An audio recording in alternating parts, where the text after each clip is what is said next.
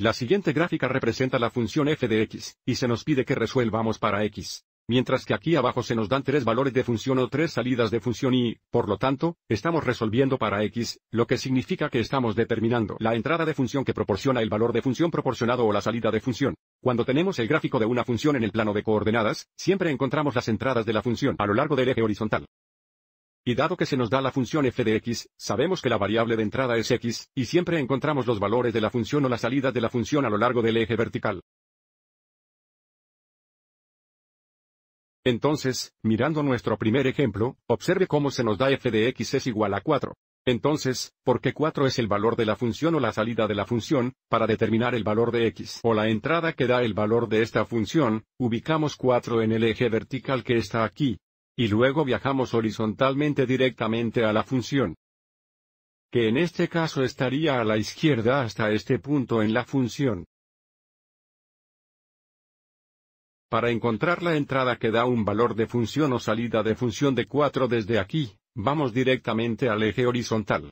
Observe cómo la entrada es negativa 3, cuando el valor de la función o salida es positivo 4. Observe también cómo las coordenadas de este punto o el par ordenado para este punto serían negativas 3, 4. Entonces, una vez más, cuando la entrada es negativa 3, la salida o el valor de la función es 4, entonces si f de x es igual a 4, ahora sabemos que x es igual a 3 negativos. Observe cómo una vez que hemos encontrado la salida de la función de 4 en el eje vertical, no nos movimos hacia abajo hacia la función porque si nos moviéramos hacia abajo, observe cómo la salida sería diferente. La salida es 4 a lo largo de esta línea horizontal. A continuación, tenemos f de x igual a 2, por lo que debido a que el valor de la función o salida es 2, ubicamos 2 en el eje vertical aquí. Nos movemos horizontalmente directamente a la función que en este caso estaría aquí a la derecha. Para encontrar la entrada cuando el valor de la función o la salida de la función es 2, vamos directamente al eje horizontal. Observe cómo la entrada es 4 cuando la salida es 2. Las coordenadas de este punto o el par ordenado para este punto sería 4,2. Cuando la entrada de la función es 4, el valor de la función o la salida de la función es 2. Lo que significa que si f de x es igual a 2, entonces x es igual a 4.